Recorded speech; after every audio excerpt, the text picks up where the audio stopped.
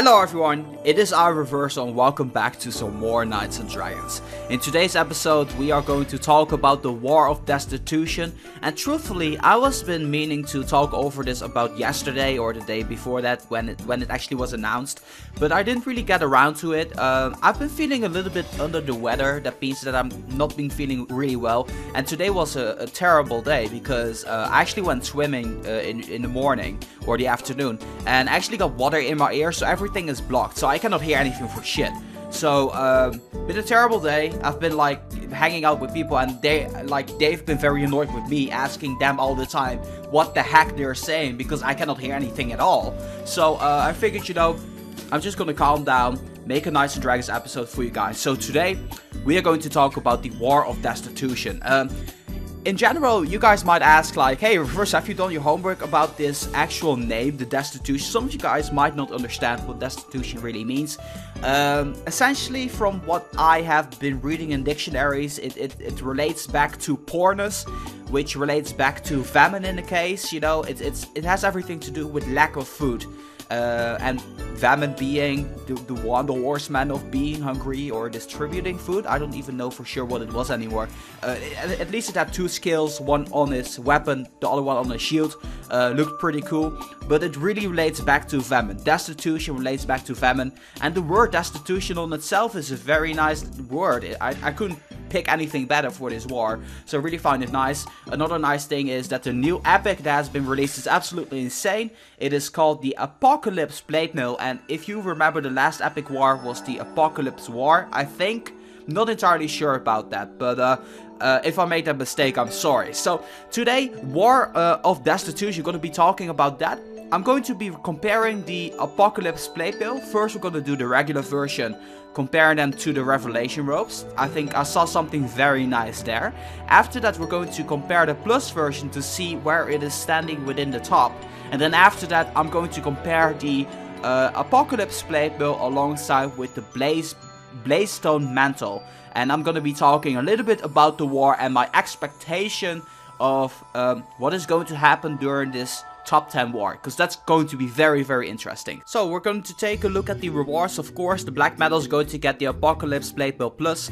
Then if you rank top 10, you're going to get the Apocalypse Plate Mill alongside with some fusion boost armor, some gems and dark prince keys. And then after that, in rank 11 to 25, you'll be capable of getting the Aegis of Sky Majesty.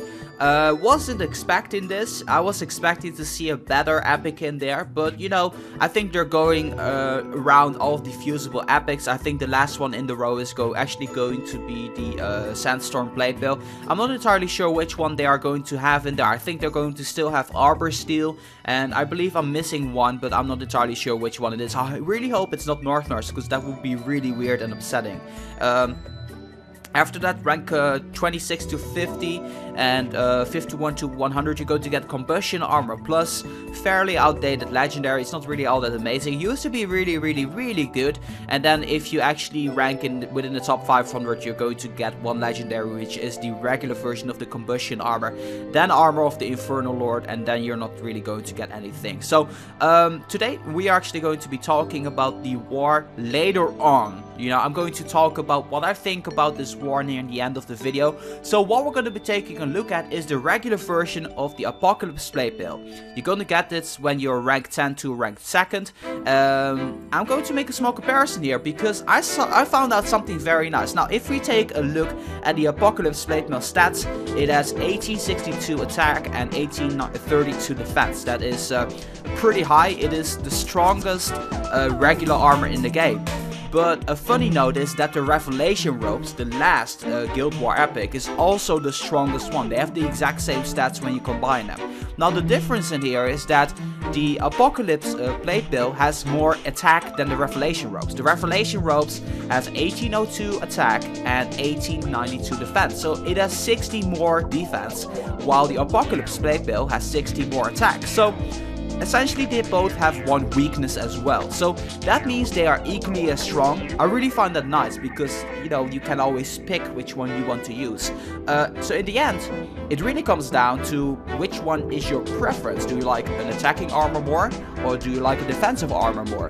For me, I feel that the Apocalypse Plate Mill should be on the first position here because I like attack over defense. So I actually have a question of the video for you guys.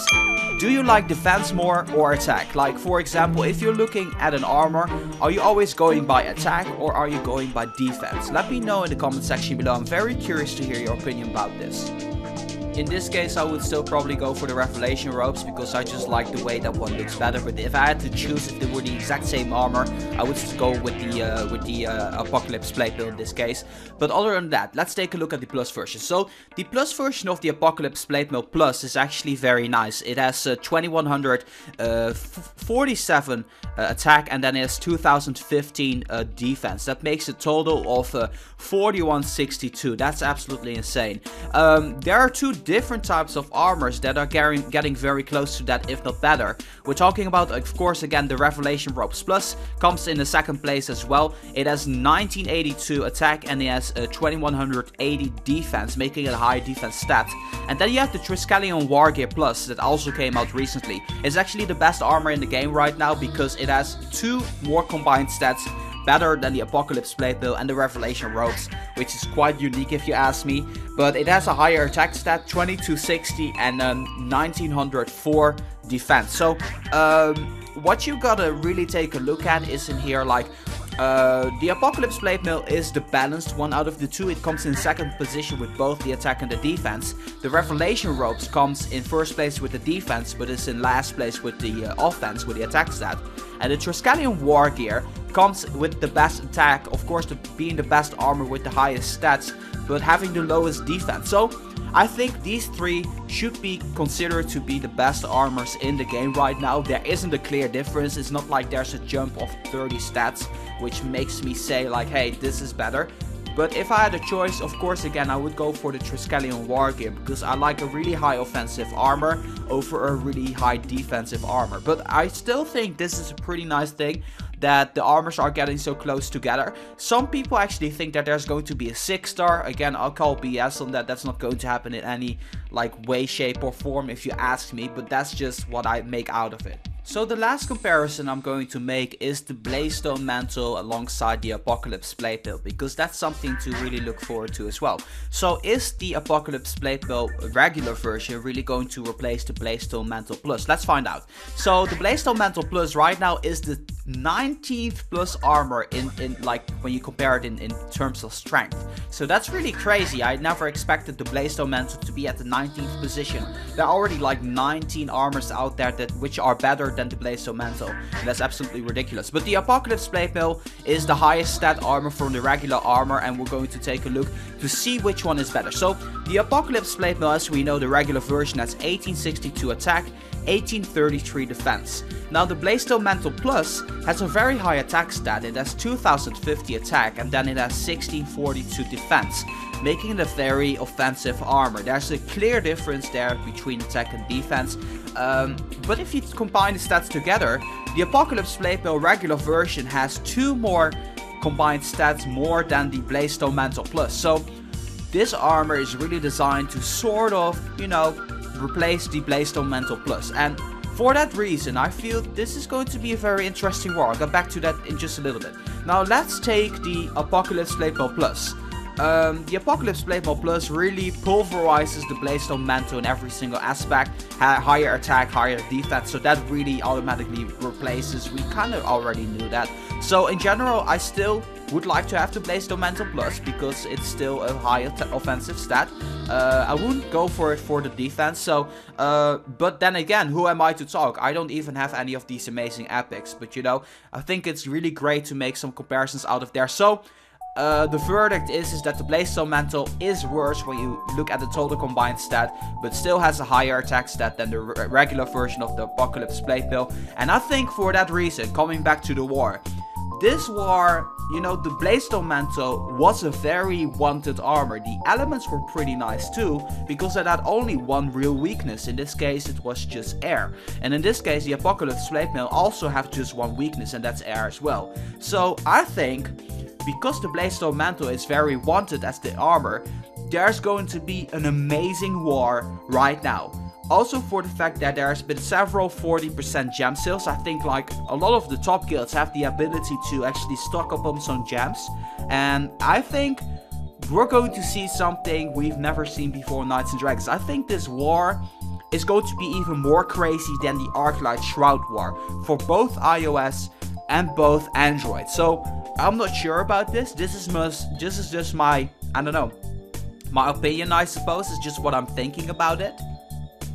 But all I can really say is I'm really looking forward to this war. For my guild as well, I think we're going to be having a hard time getting top 250. We're not going to give up. But, you know, if you guys actually want to stay followed on this war and me giving you guys like comparisons from day to day, make sure you subscribe to my channel, because I'll be doing a result episode or a recap episode every single day, comparing like the top 25 in every single episode. If you guys don't know the concept of me doing that, make sure you check it out. It's actually quite cool. So this really rounds off my idea of the war. I've been comparing the armors, which was pretty nice, and of course my thought of the war is going to be that is going to be an amazing war. But feel free to leave your, you know, reaction and responses and your thoughts and your opinions in the comment section down below. I'm very curious to see what kind of discussion we can have going.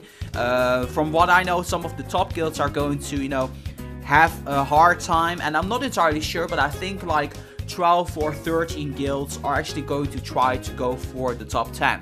So we'll find out about that in 2 days, because then it's Saturday, first recap day. As we know, of course, the first war day needs to still happen before we can actually commentate over it. So the next episode is actually going to be the news flash, in which I'm going to be talking about the new events that are happening in Knights and Dragons. I'll be covering the new arena and of course the new epic boss. So make sure you guys stay tuned for that. And with that being said, I'm going to round this episode off here. Of course, I want to thank you guys again so much for watching, and as always, if you guys like this video, make sure to give it a thumbs up. This was iReversal for Knights and Dragons. I'll be signing off, and I'll see you guys in the next one.